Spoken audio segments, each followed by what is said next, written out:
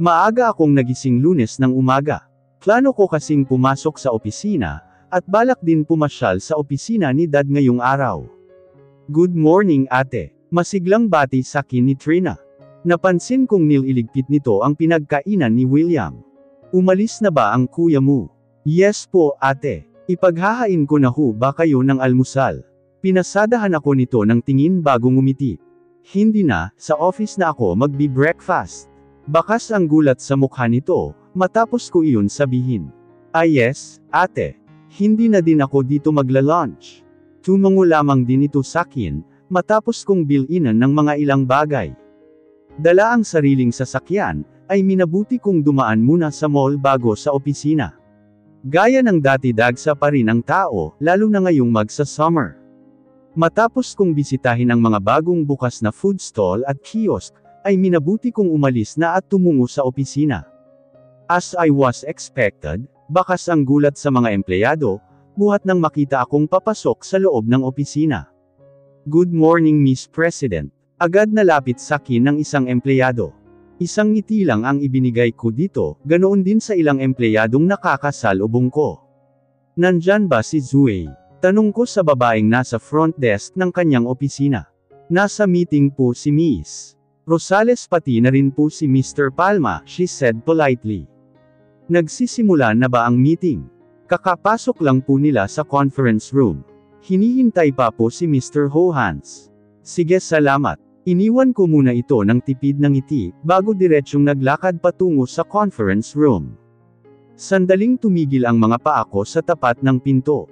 I take a deep breath and control my nerve as I grip the door handle. Nang buksan ko ang pinto, ay halos sabay-sabay silang napalingon sakin. My eyes darted to William, who's sitting comfortable at the center seat. Nasa kanan nito si Zue habang katabi si Tawin, Alora. What a surprise! Biglang tumayo si Zue at Tawin, para gawaran ako ng halik sa pisngi. Nag-uumpisa na ba ang meeting? I said coolly. Hindi pa, marami tayong pag-uusapan pagkatapos nito ha. Bulong sakin ni Zue, bago sila bumalik ni Tawin sa kanilang silya. Naglakad naman ako at naupo kaharap ni Zue, habang nasa kanan na bahagi ko naman si William. Kahit hindi ko lingunin ay ramdam ko ang pagtitig ni William sakin. Kaya mas pinagbuti ko ang pagngiti sa mga kaharap, at hindi ito tinapunan ng kahit na isang tingin. Where have you been Alora? Matagal-tagal na rin noong huli tayong nagkita. Nilingon ko ang isa sa mga partners namin sa malls. May ilan itong branch sa halos lahat ng malls na meron kami. May mga bagay lang akong inasikaso Mrs. Farrell. Tumango lamang ito sakin, bago sumulyap kay William ng makahulugan. I'm happy to see you both here. Isang tipid ng ngiti lang ang ginanti ko dito, matapos kong sulyapan sina Zue at Tawin, na hindi na maalis pa ang ngiti sa mga labi. Sa huli ay pinandilatan ko lamang sila ng mata, at binaling sa iba ang tingin. Matapos dumating ni Mr. Johans, ay nag-umpisa ang meeting. Dahil hindi naman ako updated sa mga nangyayari sa sarili kong kumpanya, ay para lamang akong nakikinig ng discussion, William was the center of attraction. Matapos kasing mag-present ng ilang group mula sa marketing department, ay siya na ang tumayo sa harapan para ipakita ang sales at development ng malls. Isa pa sa nagpabilib sakin, ay kuhang-kuha niya ang simpatsya ng halos lahat ng nasa board. He can easily manipulate people, and attract them with his words and skillful manner. Ganito ko siya nakilala dati. He's very confident and he knows what he is doing. Dahil din may angking talino, ay hindi kailanman bumaba ang pagtingin ko dito, bagkus mas lalo pang sumidhi ang paghanga ko sa kanya. I laid my back against the chair, while holding my fountain pen over the table. Sa anggulong ito'y mas lalo kung nakikita kung gaano siya kakisig sa suot niyang gray suit.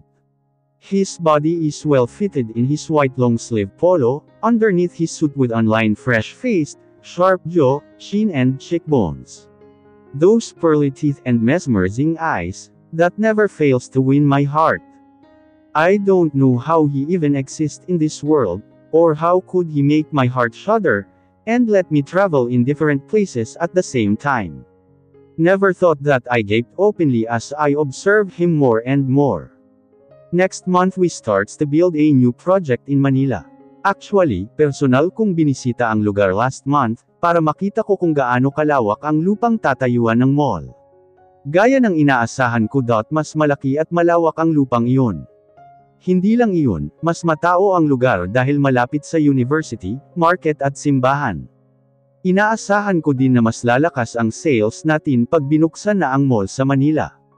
That was a great news, Mr. Palma.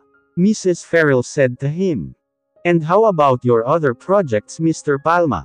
May balak ka pa bang ituloy ang Sunrise Steel? Sinulyapan ko si Mr. Hohans. Sa totoo lang ay ngayon ko lamang ito nakita. Pati ang ilan sa mga nakasuit na lalaki sa bandang dulo ng lamesa. Yes, of course. May mga tao na akong kausap tungkol sa proyektong iyon. And my executive assistant, Rupert, will supervise everything. Bahagya nitong tinuro sa lahat si Rupert, na nasa pinakadulo ng lamesa. Nagtaas ito ng kamay, at ngumiti sa lahat bago ituon ang pansin sa kanyang laptop. Sunrise Steel. Hindi ako pwedeng magkamali. Ito rin yung pinag-uusapan nila noong nag-meeting kami sa Galavaya Island. Muli kong sinulyapan ang hilera ng mga lalaking nakasuit sa bandang dulo ng lamesa. At ganoon na lang napaawang ang labi ko nang makilala sa muka ang mga ito. Si Mr. Han at Mr. Wallace na nakasama ko sa meeting noon sa Galavaya Island ay narito rin. Mabilis bumalik ang tingin ko kay William na patuloy na nagsasalita sa harapan. Hindi ko mapigilan itanong sa sarili, kung paano niya nagawa ang lahat ng ito, habang nasa poder siya ni Alessandra. Natapos ang meeting pero parang hindi pa rin ako nakakaahon sa pagkabigla. Mas lalo lamang dumami ang tanong sa isip ko, at hindi ko alam kung kailan ba masasagot ang lahat ng ito. What are you doing here? My eyes snapped a bit when I heard his deep throaty voice. Mabilis akong lumingon sa paligid, at doon ko lang napagtanto na kami na lamang dalawa ang naiwan sa loob. Bumisita lang ako sa mall at dumaan dito, aalis din ako agad. I says quickly. Kung gusto mo nang bumalik sa trabaho, sabihin mo lang. Bukas ang opisina ko para sayo. Kumunat ang noo ko dito. Okay lang ako sa sarili kong opisina. I heard a small laugh coming from him. Kaya muli akong nagtaas ng tingin dito. Bakit ngayon ko lang napansin na ang gwapo niya sa suot na suit? Those piercing eyes, brown seductive hair, stubble jaw and a heart-shaped lips. I couldn't help but to stay and admire how he looked gorgeously hot today. Pinilig ko ng bahagya ang ulo ko, at tangka na sanang tatayo pero muli itong nagsalita. Hindi ka pa daw nag-breakfast, sabi ni Trina. Bigla itong tumayo at humakbang palapit sakin. And my eyes instantly flew out to him. Let's go out for a breakfast. Nilahad nito ang kamay sakin, kaya humataw ng malakas ang puso ko. I'm okay. Sina Zoe at Tawi na lang ang aayain ko. Dala ng pagkataranta ay hindi maiwasang magdikit ang katawan namin, nang tinangka ko ng tumayo. Hey, careful, he said lowly.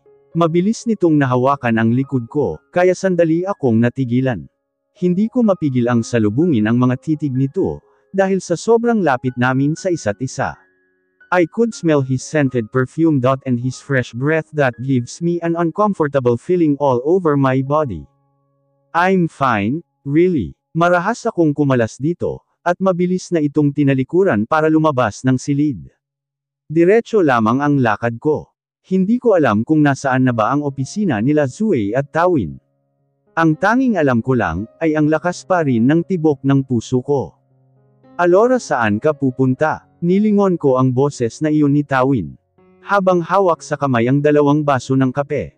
The Zoe office. I murmured. Dito ang opisina niya, hello. Turo nito sa nakasaradong pinto.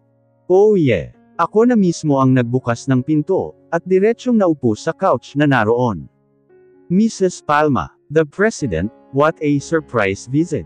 Si Zoe, tumayo ito mula sa kanyang swivel chair, at naupo sa couch na kaharap ko. Habang si Tawi naman ay nilapag ang baso ng kape sa center table.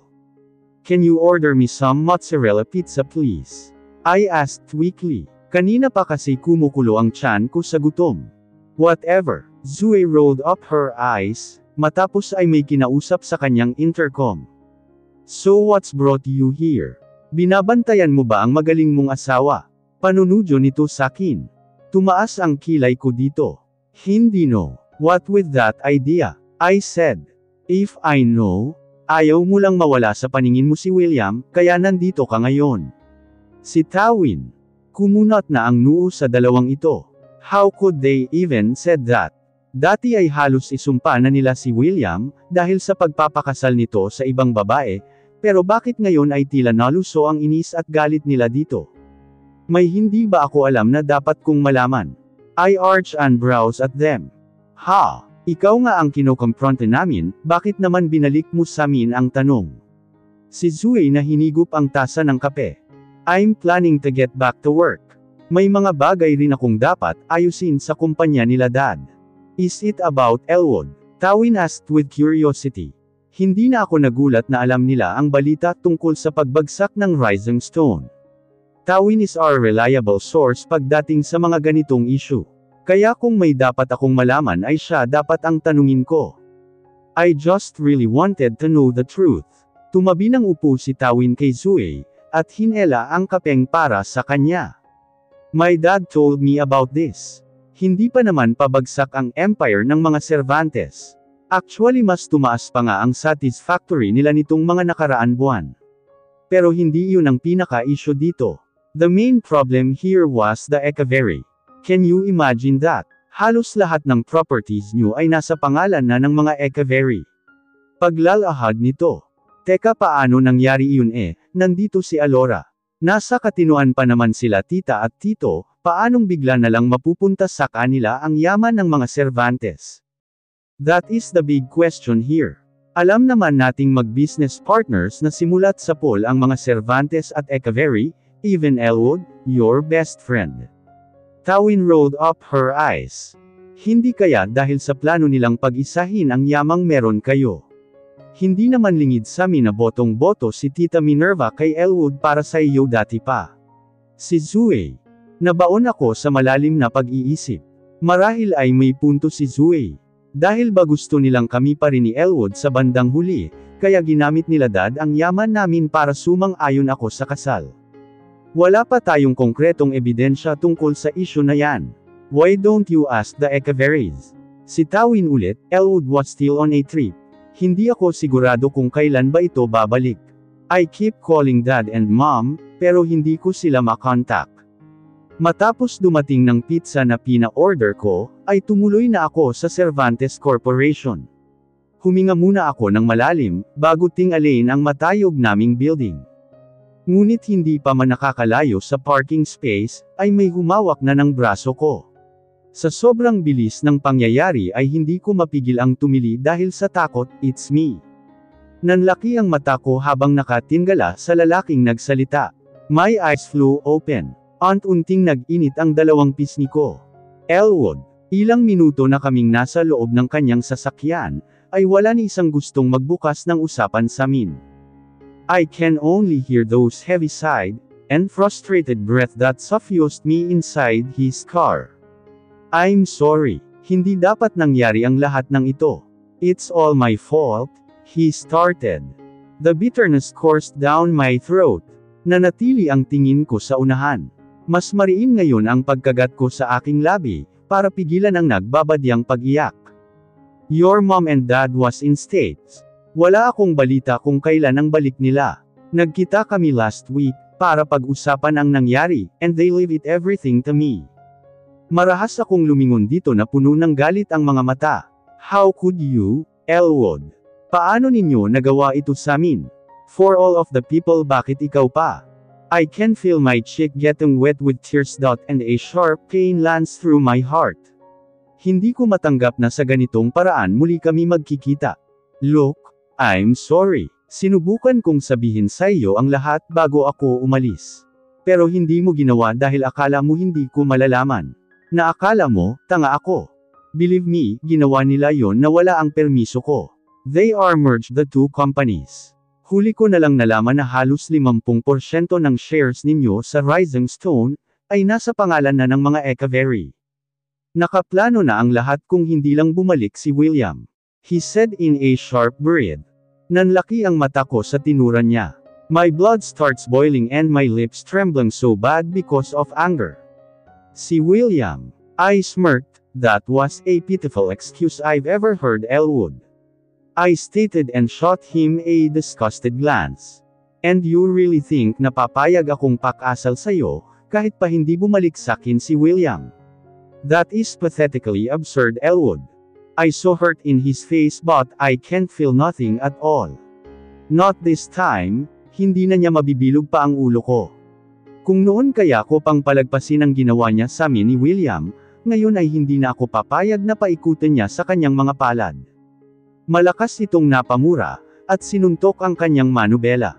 Pero hindi ako natinag kahit pa alam kong basa na ng luha ang aking mga pisngi. I will always be grateful to have you, Elwood. But I don't see myself loving you as my best friend anymore. Hindi na ako nagdalawang isip na talikuran ito, at labasin ang kanyang sasakyan. So this is really a goodbye.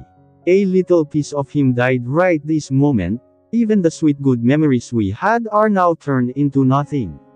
My love and devotion were simply vanished and gone. Hindi ko alam kung paano ako nakapag-drive pabalik ng opisina. Sa sobrang dami ng sakit na mga nangyari sa akin, ay hindi ko na alam kung sino pa ang sasandalan ko.